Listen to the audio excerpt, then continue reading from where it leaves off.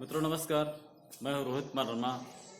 आज मैं आपको एक बहुत छोटी सी बात बताने वाला हूं, लेकिन ये बहुत छोटी सी बात जो है बिजनेसमैन और राजनीतिक व्यक्तियों के लिए रामबाण साबित हो सकती है। तो आज मैं बताऊंगा आपको नाम की वैल्यू क्या होती है और इसके आधार पर लोगों ने बहुत ऊंची ऊंची सफलताएं अर्जित की हैं। तो इसलिए मैं आपको 2-3 सच्ची घटनाएं बताऊंगा। ये कोई कथा कहानियां नहीं है, बिल्कुल सच्ची घटनाएं हैं। पहली घटना मैं बता रहा हूं, 1898 की रॉकलैंड काउंटी में एक जिम फार्ले नामक एक व्यक्ति रहता था।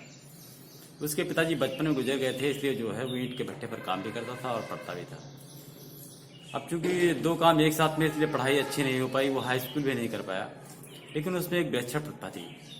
उसे लोगों के नाम बहुत जल्दी याद हो जाते थे और जिनसे वो मिलता था उनके नाम और उनके परिवार के 1-2 सदस्यों के नाम भी वो याद कर लेता था। और इसलिए लोग धीरे धीरे उसे चाहने लगे और उसकी पॉपुलैरिटी इतनी बढ़ती गई कि वो अपने क्षेत्र से बाहर बहुत दूर तक पॉपुलर हो गया। और 46 साल तक की एज तक पहुंचते पहुंचते 4 कॉलेजों ने जो है उसे मानद की उपाधि से विभूषित किया। और बाद में वो राजनीति में आ गया और डेमोक्रेटिक नेशनल कमेटी का चेयरमैन और postmaster general of the United states बन गया। डेल कार्नेगी ने जो है इसकी प्रसिद्धि के बारे में सुना और एक बार जिम फार्ले के घर पहुंच गया और पूछा, सर आपकी सफलता का राज क्या है? तो जिम फार्ले ने कहा, मेरी सफलता का राज हार्ड वर्क, कठिन परिश्रम, लगन, बस यही है। तो कार्नेगी सर ने कहा कि सर आप मजाक कर रहे हैं। तो जिम फार्ले ने कहा कि तो आप ही बताइए मेरी सफलता का राज क्या है?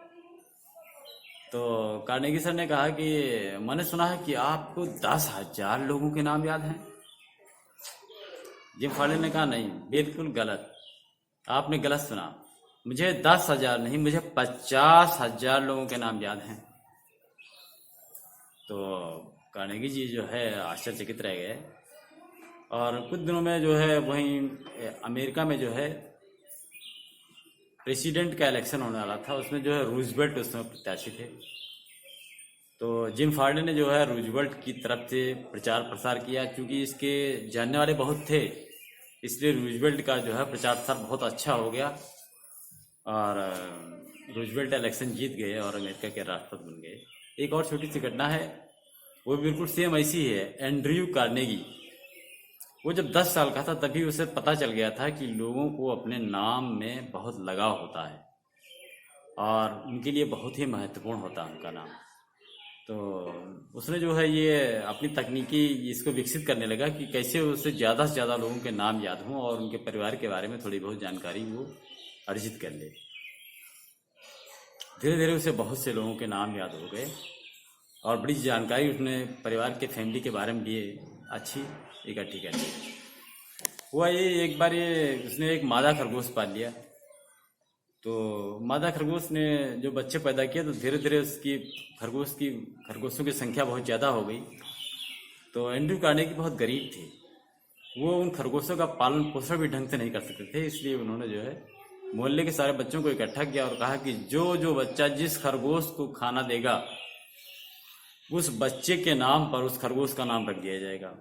बच्चे बड़े खुश हुए और अपने घर से लाकर रोज खिलाने लगे। उनको बड़ी मजा आ रही थी कि ये मेरा खरगोश है, मेरे नाम से है, अपने नाम से बुलाते थे और उसको खाना खिलाते थे।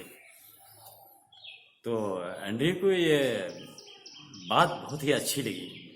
उन्होंने कहा, यार इस बात में, इस मनोविज्ञान में तो बहुत दम है। और उसने अपने बिजनेस में भी छोटे छोटे बिजनेस जो है इसने चालू किए। तो उसमें जो है इसी मनोविज्ञान का उसने यूज किया और धीरे धीरे वो बहुत बड़ा बिजनेसमैन बन गया और इतना बड़ा हो गया कि उसने बड़ी बड़ी फैक्ट्रियां भी लगा दी। तो एक बार ये जो है पिट्सबर्ग में इन्होंने बहुत बड़ी एक फैक्ट्री लगाई और पेंसिल्वेनिया के प्रेसिडेंट, रेल रोड प्रेसिडेंट को जो है ये पटरियां बेचना चाहते थे। तो वो प्रेसिडेंट का नाम था जे एडगर थॉमसन। तो पिट्सबर्ग में जो इन्होंने कंपनी लगाई उस कंपनी का नाम रखा एडगर थॉमसन स्टील वर्क्स।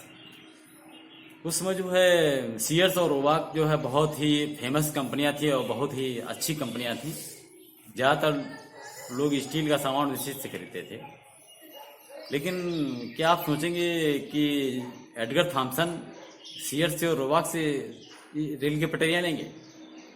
नहीं। उन्होंने एडगर थॉमसन स्टील वर्क से जो है रेल का सारा सामान, पटरियां और स्लीपिंग कार जो भी था वो सब खरीदे, क्योंकि वो कंपनी उनके नाम से थी। और इसमें जो है एंड्रयू कार्नेगी ने करोड़ डॉलर कमाए। तो एक और छोटी सी घटना है, एक पीटी बार्मन था, वो जो है बहुत बड़ा शोमैन था अपने ज़माने का, लेकिन बहुत ही अहंकारी था। उसके कोई बच्चे नहीं थे, एक लड़की थी, यानी लड़के नहीं थे। तो उसकी लड़की के एक लड़का था, उसका नाम था सीले। तो पीटी बार्मन ने कहा कि बेटा, अगर तुम अपना नाम सीले बार्मन रख लो तो मैं तुम्हें $25,000 दूंगा। और ये बात उस समय की है, लगभग मान लीजिए कि आज से 60-70 साल पहले की। $25,000 की वैल्यू क्या होगी? तो उस बच्चे ने रख लिया, $25,000 उसको मिल गए। तो ये दो तीन घटनाएं हमने बताई, वो ये सिद्ध करती हैं कि व्यक्ति को अपने नाम से बहुत प्रेम होता है और वो चाहता है कि लोग उसको जाने, और जिस क्षेत्र में रहता है उस क्षेत्र में उसकी ख्याति हो, उसका यश हो, लोग उसके नाम से जान जाए कि ये फला जगह रहने वाला है, शहर में रहने, फला शहर का है।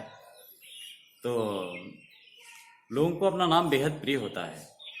तो दोस्तों, मैं आपको सलाह दूंगा कि आप भाई मम्मी पापा या कुछ खास रिलेटिव या बॉस या कुछ ऐसे लोग होते हैं जिनका नाम हम नहीं कहते हैं, वो सम्मान के तौर पर नहीं कहते हैं। उनका नाम जानते तो हम होते हैं लेकिन कहते नहीं हैं, वो बात अलग होगी। लेकिन आप अगर अपनी फ्रेंड सर्किल में, अपनी सेम एज में या कुछ थोड़ा ऊपर नीचे, अगर आप अपनी फ्रेंडशिप बढ़ाना चाहते हैं तो ये आपके लिए बहुत महत्वपूर्ण है कि आप उसको नाम से जानें और उसके परिवार के एक दो सदस्यों को भी जानें। फॉर एग्जाम्पल, मान लीजिए आप बिजनेसमैन हैं, आप कोई शॉपकीपर हैं, तो आपका कोई कस्टमर है मनोज।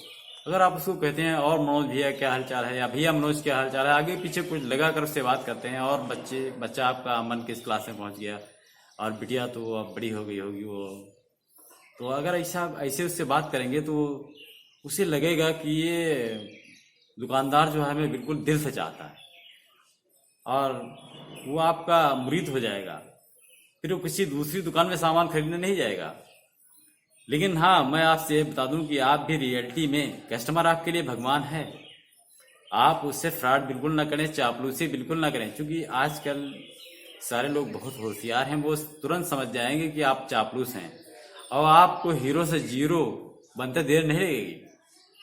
इसलिए आपसे निवेदन है कि आप भी इस रामबाण या जादुई छड़ी को जो है आप इस्तेमाल करना शुरू कर दीजिए, और अपने बिजनेस में इसका उपयोग करिए, और अपने राजनीतिक कैरियर में उपयोग करिए। इससे आपका जनाधार बढ़ेगा, इससे आपके बिजनेसमैन हैं तो कस्टमर्स बढ़ेंगे, और आप बहुत धनार्जन भी कर लेंगे।